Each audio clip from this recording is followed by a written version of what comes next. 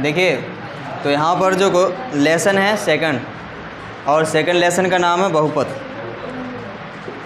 तो बहुपद मतलब कि जिसमें चर वाले जो राशि लगी होती हैं, चर लगे होते हैं, जैसे 5x, 3x, 8x स्क्वायर, इस प्रकार के जो भी बीजीय व्यंजक पढ़ते हुए सब बहुपद ही तो हैं। क्या हैं? बहुपद। लेकिन उनमें भी बटे होते हैं बीजीय व्यंजक बहुत सारे और सब हो जाते, लेकिन उनमें कंडीशन होती है। वो कंडीशन क्या होती है वो इसकी परिभाषा से पता चलेगा। तो इसकी परिभाषा देखिए क्या होती है। बहुपद की परिभाषा जो होती है, लिखते हैं, वे बीजीय व्यंजक जिनके चर की घात एक ऋणोत्तर पूर्णांक होती है। क्या होती है? एक ऋणोत्तर पूर्णांक। देखो, ऋणोत्तर को मतलब हो धनात्मक, पूर्णांक मतलब पूर्व अंक होगा। तो यानी कि अगर चर की घात क्या हो? एक ऋणोत्तर पूर्णांक हो, और ऐसा हो तो उसको क्या कहा जाएगा? बहुपद कहा जाएगा। जैसे देखिए लिखेंगे, वे बीजीय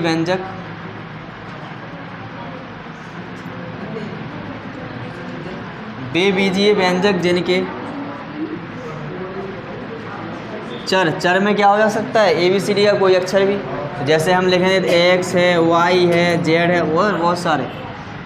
वे बीजीय व्यंजक जिनके चर की घात एक ऋणोत्तर पूर्णांक होती है। एक ऋणोत्तर पूर्णांक मतलब इसको बोला जा सकता है धनात्मक पूर्णांक होती है, बहुपद कहलाते हैं। क्या कहलाते हैं? बहुपद कहलाते हैं। इसे px से ज़्यादातर दर्शाते हैं। काय से? px से। इसे काय से दर्शाते हैं? px से। इसे px से दर्शाते हैं। अरे यहाँ पर px की जगह py भी हो सकत, pz भी हो सकत, pa भी हो सकत, pt भी हो सकत, pu भी हो सकत, pv भी हो सकत। मतलब p मतलब पॉलिनोमियल, और जो x y z इस प्रकार के कोष्टक में लिखे होते हैं वो चर होते ही, कि मतलब कौन से चर में है ये बहुपद, ये वाला। समझ रहे ना? तो p उसके साथ में, और जिस चर में क्या हो बहुपद हो उसको लिखा जाता है। इसका जो व्यापक रूप होता है, व्यापक रूप होता है जो इस प्रकार का होता है कि जो है px बराबर एक a0 यानी a0 मतलब अचर राशि plus a1x plus a2x square plus के a3x क्यूब, ऐसे ही आगे बढ़ते जाते हैं an x की पावर n। पूरे पूर्णांक हैं जहाँ पर n, ये देखो ये पावर क्या पूरी है ना, इतने का जो इतने तो नहीं पूरी है, x इंटू एक्स की पावर 0 लिख सकत ना, यहाँ पर ऐसा लिख सकत a x की पावर 0। तो ये क्या है? x की पावर 0 की वैल्यू 1 होत ना, और 1 को गुणा में करो तो वही बने ना, तो अचर बहुपद बोला जाएगा उसको। इसको क्या बोला जाएगा? अचर बहुपद। अगर अकेलो है तब कहेगी अचर संख्या है। एक इसमें लगा हुआ है, ए चर की घातों के बढ़ते क्रम में इसको लगाया गया है। देखो इतने एक घात है कि इतने 2 हैं, इतने 3 हैं, ऐसे आगे बढ़ते चलो।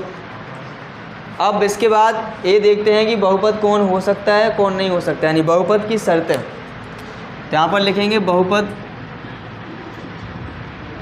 की शर्तें। पहली शर्त क्या होती है कि जो बहुपद है, बहुपद की जो घात है वो भिन्न में नहीं होनी चाहिए। क्या नहीं होनी चाहिए? भिन्न में। तो यहाँ पर लिखेंगे चर की घात भिन्न के रूप की नहीं होनी चाहिए, के रूप की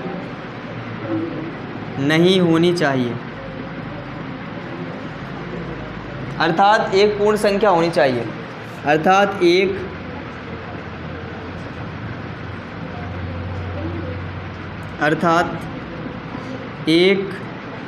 पूर्ण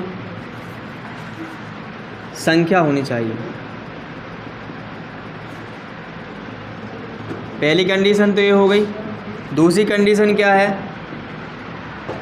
जो चर की घात है वो ऋणात्मक नहीं होनी चाहिए। क्या नहीं होनी चाहिए? ऋणात्मक मतलब माइनस में नहीं होना चाहिए। तो यहाँ पर लिखेंगे चर की घात ऋणात्मक नहीं होनी चाहिए। अर्थात धनात्मक होनी चाहिए। कहाँ होनी चाहिए? अर्थात धनात्मक।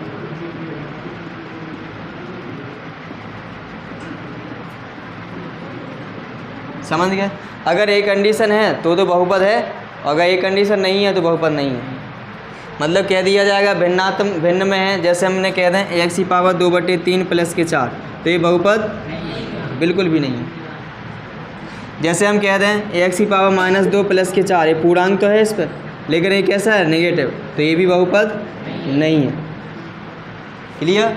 क्या होना चाहिए? पूरी घात होनी चाहिए, प्लस में होना चाहिए। ठीक है, तब इसको क्या कहा जाएगा? ये बहुपद है। समझ पा रहे हैं इतना? कोई डाउट है? नहीं है ना? ठीक है, तो इसके बाद आते हैं बहुपद के प्रकार पर। यहाँ पर होगा बहुपद के प्रकार।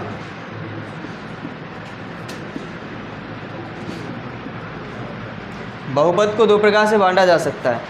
Polynomials can be divided into two parts on the basis of the number of the terms and second on the basis of the power of the variables. यानी कि चर की घात के आधार पर, और एक पहला क्या था? पहला था उनकी पदों की संख्या के आधार पर। बहुपद को दो भागों में बांटा जाएगा। पहला है पदों की संख्या के आधार पर,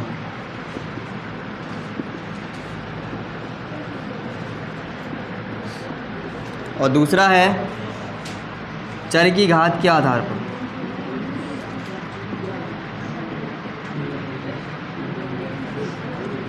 चर की घात के आधार पर, इसमें पदों की संख्या के आधार पर कौन कौन होता है जरा सुनिए। एक पदीय बहुपद, जैसे एक पदीय बहुपद, ठीक। इसके बाद दूसरा होता है द्विपदीय बहुपद,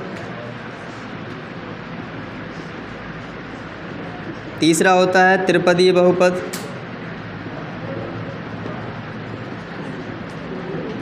ऐसे ही आगे बढ़ते जाएंगे। चतुर्थपदीय, पंचपदीय, है ना, जितने पद होंगे उतने लिखते जाएंगे। जैसे इसमें एग्जाम्पल होता है, एक पद के लिए कह रहे हैं एग्जाम्पल में लिखें, जैसे 5x² एक ही पद है, जैसे 7 लिखने के लिए एक ही पद है, जैसे 8x की पावर 7 लिख दें एक ही पद है ना, etc।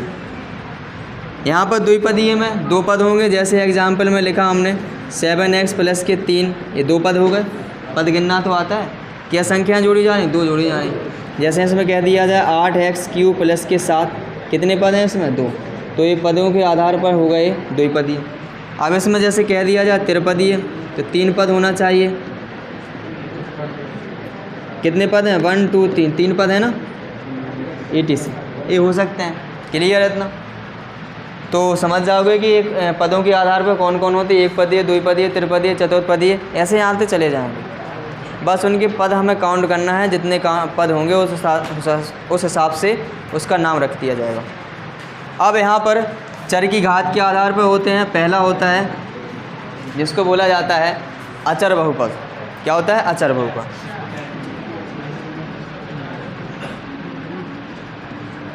अचर बहुपद। दूसरा होता है रैखिक बहुपद। तीसरा होता है द्विघात बहुपद, और चौथा होता है त्रिघात बहुपद। देखिए, जैसा इनका नाम है वैसे इनके काम है। रैखिक है तो एक पावर होगी अधिकतम बहुपद की, द्विघात है तो द्वि मतलब दो, घात मतलब जिसकी अधिकतम घात कितनी हो? दो। त्रिघात मतलब 3, तिर मतलब 3, घात है जिसकी 3 होगा उसको त्रिघात बोला जाएगा। जैसे एग्जाम्पल में जैसे अचर कही जा रही, तो अचर मतलब उसमें x y z कुछ नहीं लगा हुई है, ऐसा 7 आ गया, 8 आ गया, या x की पावर 0 आ जाए, etc। इसमें रैखिक बहुपद में क्या होगा? 7x प्लस के 3 हो जाए, अकेलो 8x लिख दें, etc। जैसे इसमें द्विघात है, द्विघात में क्या होता है? इसका व्यापक रूप होता है एक तो द्विघात में, तो लिखेंगे बाद में इकट्ठे पर जब लिखेंगे अलग अलग करके। सो इनमें जैसे होते ही, चलो इनको व्यापक रूप लिख लो, है ना, सो समझ जो इकट्ठो। व्यापक रूप क्या होता है इनका? ax² प्लस के bx प्लस के c, ये व्यापक रूप होता है। इसका व्यापक रूप क्या होता है? ये होता है ax³ प्लस के bx² plus cx plus D, ये इसका व्यापक रूप होता है। क्लियर है? कोई डाउट है इसमें? कोई डाउट नहीं है। इसके बाद इनके अलावा भी एक बहुपद आता है जिसको बोला जाता है शून्य बहुपद। और शून्य बहुपद मतलब उसके सभी जो पद होंगे वो शून्य होंगे, सभी जो पद होंगे उनके गुणांक क्या होंगे? शून्य होंगे।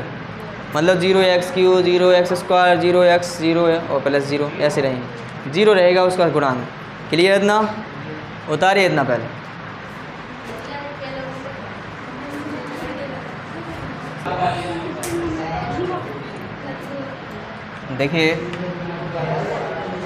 देखिए आवाज़ नहीं करिए, समझिए। अब यहाँ पर जो बहुपद के प्रकार समझ लिए, अब इनकी डेफिनेशन भी ऐसे ही देखो कैसे, एक बार में सुन लो, लिखने की ज़्यादा ज़रूरत नहीं है, बना लोगे वैसे ही। जैसे लिखा था इसमें एक पदीय बहुपद, तो एक पदीय बहुपद किसे कहेंगे? वह है बहुपद जिसमें एक पद की संख्या कितनी होती है? एक होती है। इसके बाद पूछा जाए द्विपदीय बहुपद तो क्या कहेंगे? वह है बहुपद जिसमें पदों की संख्या केवल 2 होती है। त्रिबहुपद है तो उसको क्या बोलेंगे? त्रिपदीय बहुपद तो क्या बोलेंगे? जिसमें 3 पद होंगे, घात है नहीं, पद ये कह रहे हैं तो पद होना चाहिए, और घात वाला आएगा तो घात होना चाहिए। जैसे यहाँ पर आया, फिर यहाँ पर आया था अचर बहुपद, घातों के आधार पर। अचर क्या होता है? जिसकी घात क्या हो? शून्य हो, उसको अचर बोलेंगे। जिसके चर की घात क्या हो? शून्य हो, उसे बोलेंगे अचर। इसके बाद आया था रैखिक बहुपद। रैखिक बहुपद उसको बोलते हैं कि जिसमें चर की घात क्या हो? 1 हो केवल। ठीक है। इसके बाद द्विघात बहुपद था। द्विघात बहुपद किसे कहेंगे? जिसमें चर की घात कितनी होवे? 2 होवे। घात का मतलब हो अधिकतम से, मतलब बहुपद लिखो होवे कि अधिकतम घात आवे कितनी? 2 आवे, तो उसको द्विघात बहुपद बोला जाएगा। और त्रिघात बहुपद किसे बोला जाएगा? जिसमें चर की अधिकतम घात कितनी आ जावे? 3 आ जावे। क्लियर है? ठीक है। अब इसके बाद जो एक्सरसाइज में दिया गया है, तो उससे पहले हम समझते हैं कि ग्राफ द्वारा शून्य ज्ञात करना, किसी भी ग्राफ के शून्य ज्ञात करना। देखिए यहाँ पर है, ग्राफ देखकर शून्य ज्ञात करना। ध्यान ये देना होता है, देखिएगा ऐसा लिखा होगा उसमें, क्वेश्चन में बनता है। एग्जाम्पल लेते हैं। जैसे कह दिया जाए यदि y बराबर लिखा है fx, सो इनमें सुनो ग्राफ बना है ऐसा।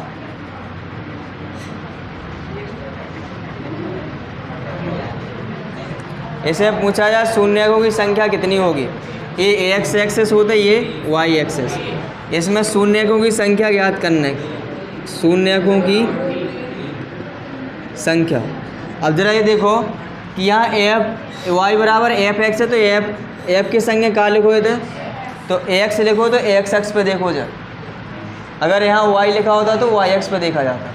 x पे लिखा तो x अक्ष पे देखें। ये वक्र जो दिया गया है कितनी जगह काट रहा है? x अक्ष को। तो एक जगह ये काट रहा है, एक जगह ये काट रहा है, एक जगह ये काट रहा है। कितनी जगह काट रहा है? 3 जगह। तो इसमें शून्य की संख्या कितनी होगी? 3। अगर इस प्रकार का क्वेश्चन बन जाए, जैसे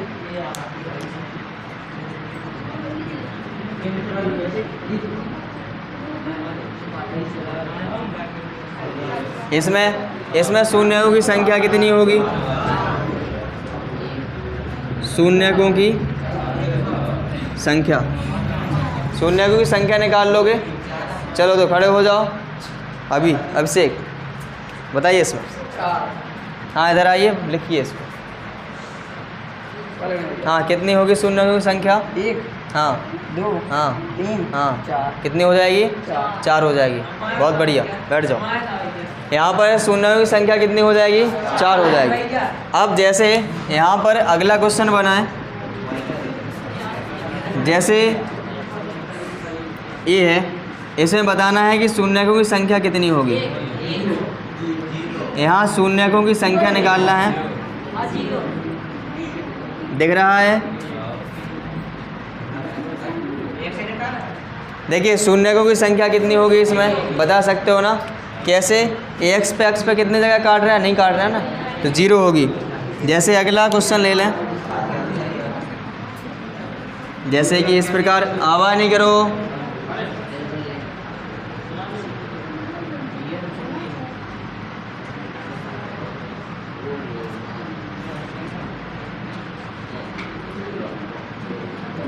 हाँ, तो इसमें शून्यकों की संख्या बताना है, शून्यकों की संख्या। मुस्कान खड़ी हो जाओ, बताइए, करिए इसको, बताओ, खड़े हो जाओ,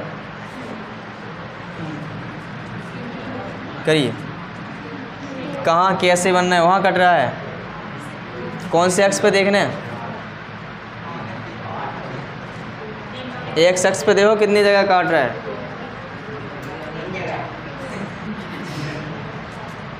अरे एक अक्ष ये है तो एक जगह ये काट रहा है, एक जगह ये काट रहा है, कितनी जगह? तो कितने आ जाए? शून्य, 2। ये नहीं गिनना, ये तो वाई अक्ष पे है, ठीक है। तो अच्छे से समझना है, ठीक है, ध्यान से सुने यहाँ बहुत समझे। एक्स अक्ष पे देखने क्या जगह काट रहे हैं? 2। तो यहाँ पर शून्यों की संख्या कितनी? 2 हो जाए। तो पहली एक्सरसाइज इसी पे आधारित है, कर लोगे पहली एक्सरसाइज। तो इतना उतारिए और पहली एक्सरसाइज SW में करके आइए, फिर इसके बाद आगे बढ़ते हैं, ठीक है। उतारिए जल्दी से।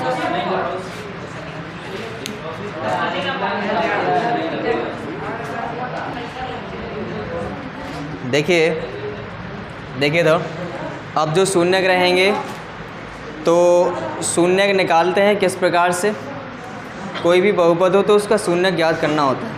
तो किसी भी बहुपद का शून्यक ज्ञात करने के लिए उसके बराबर में क्या रख लेते हैं? शून्य रख लेते हैं।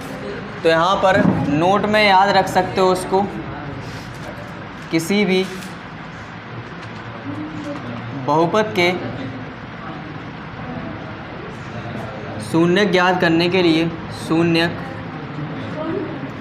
ज्ञात करने के लिए उसके बराबर में शून्य मतलब 0 शून्य रख कर हल करते हैं।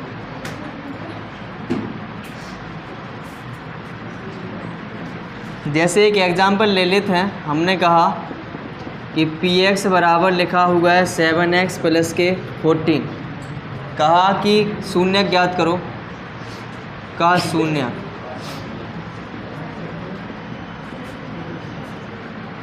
और शून्य ज्ञात करने के लिए अभी हमने बताया कि उसके बराबर में, बहुपद के बराबर में क्या रखते हैं? शून्य रखते हैं। यानी px बराबर क्या रखेंगे? शून्य। और px की वैल्यू क्या होगी? 7x प्लस 14 बराबर 0। तो 7x बराबर, इनको पक्षांतर करके उतार ले जाओ -14।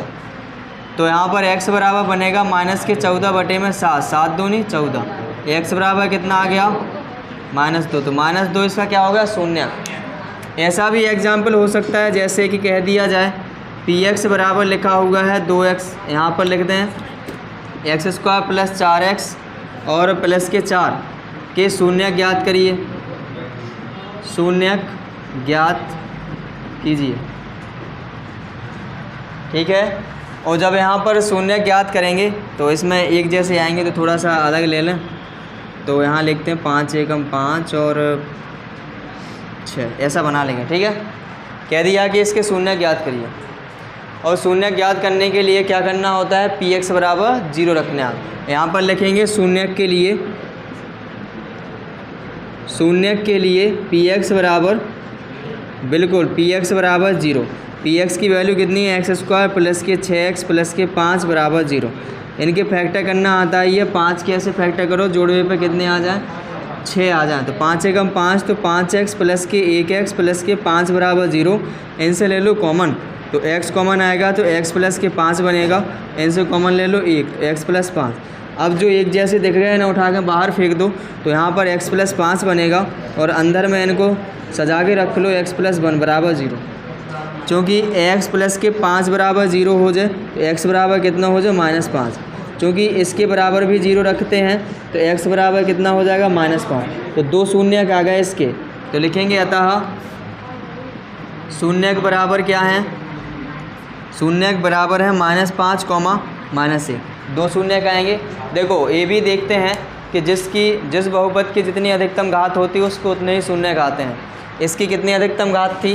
2, तो 2 शून्य का है। इसकी कितनी थी? 1 शून्य का आया। इसके बाद अगर 3 वाला होगा तो 3 शून्य का आएंगे। कर लोगे इतना? कोई डाउट तो नहीं है? इसके बाद अगला टॉपिक आएगा, इसी में सुनिएगा था।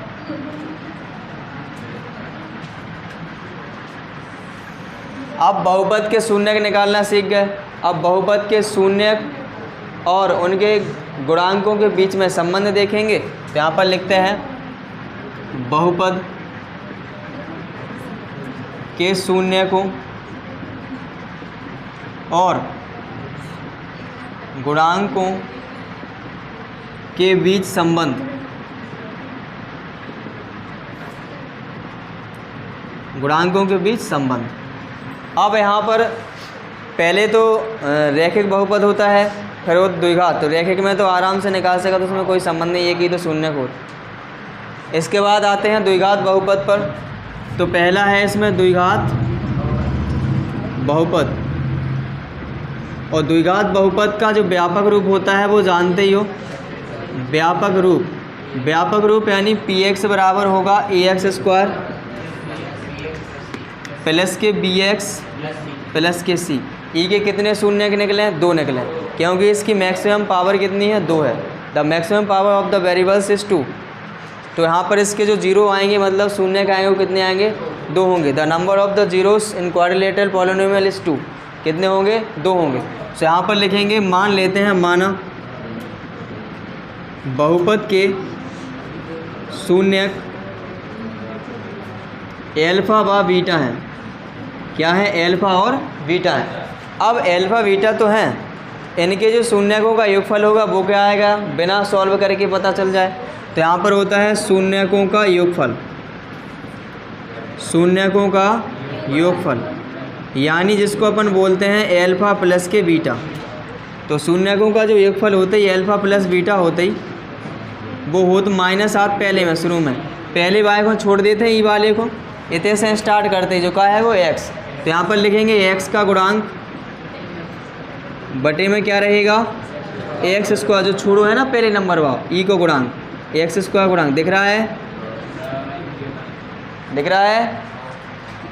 यहाँ पर देखिए एल्फा प्लस के बीटा बराबर माइनस के x का गुणांक का है ई में b बटे में x² का है a। तो ये बन जाता है एल्फा प्लस बीटा बराबर माइनस के b बटे a। ठीक है। इसके बाद आता है शून्यकों का गुणनफल। क्या आएगा? शून्यकों का गुणनफल। तो शून्यकों का गुणनफल क्या होता है? Alpha into beta. ध्यान से देखिए, पहले हम यहाँ तक पहुँच गए, अब ये है। तो सी क्या है इसमें? अचर पद।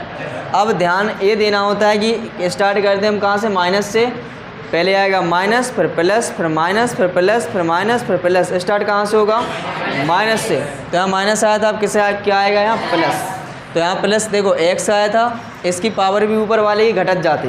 ये तो पावर e की 1 थी, अब पावर क्या है? 0। और 0 पावर किसकी होती? अचर वाले की। तो यहाँ अचर पद क्या है? c। तो यहाँ पर लिखेंगे अचर पद बटे में, याद करने का तरीका बता रहा है, बटे में जो x² गुणांक नहीं रहने हैं। तो यहाँ पर एल्फा इंटू बीटा बराबर क्या हो जाएगा? एल्फा इंटू बीटा बराबर अकॉर्डिंग टू दिस अचर पद क्या है? c and the coefficient of x² is a। सो यहाँ पर एल्फा इंटू बीटा बराबर क्या हो जाएगा? c बटे a। क्लियर? कोई डाउट है? नहीं डाउट है कोई? तो उतारो फिर।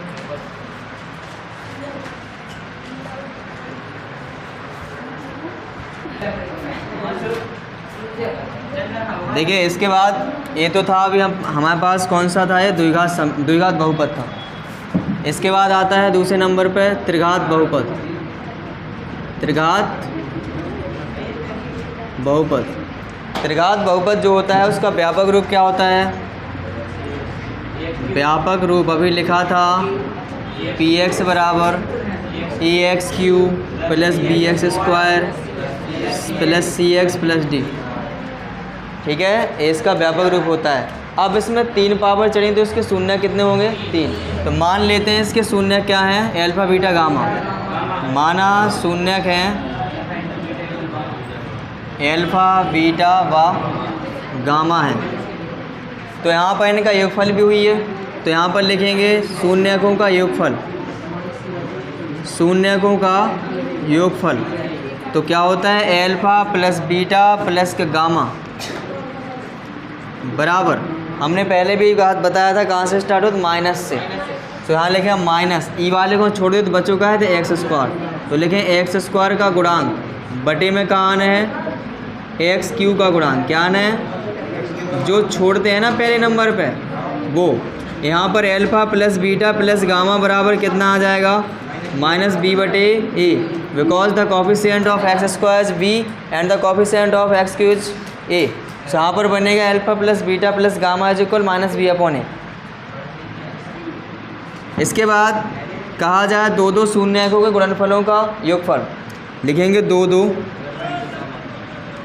शून्यकों के गुणनफलों का योगफल, गुणनफलों का योगफल।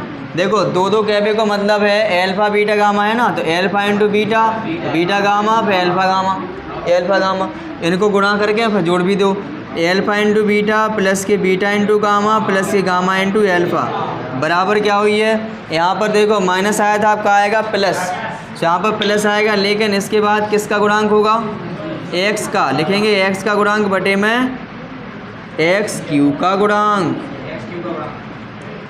एंड यहाँ पर alpha into beta plus beta into gamma plus gamma into alpha and the coefficient of x is c and the coefficient of x cube is a. यहाँ पर क्या हो गया गुणांक इसका ए, तो यहाँ पर क्या बन गया ए, इसके लिए सूत्र बन गया,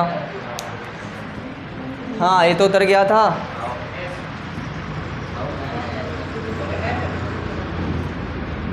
देखिए इसके बाद तीसरा आएगा इसी में कि शून्यकों का क्या होगा गुणनफल, तो यहाँ पर शून्यकों का गुणनफल लेंगे, शून्यकों का गुणनफल, और शून्यकों का गुणनफल क्या होगा, एल्फ़ा इंटू बीटा, यहाँ नीचे लिख देते हैं, alpha into beta into gamma बराबर का हुई है, देखिए इधर माइनस आया फिर प्लस आया फिर क्या आएगा माइनस, यहाँ से देखिए पहले इसका गुणांक आया था फिर इसका, फिर ये आएगा डी क्या है अचर पद, तो यहाँ पर लिखेंगे अचर पद बटे में एक्स क्यू का गुणांक तो रहना ही रहना है, तो यहाँ पर क्या बन जाएगा alpha into beta into gamma बराबर माइनस डी बटे ए। क्लियर, कोई डाउट नहीं है ना, उतारिए।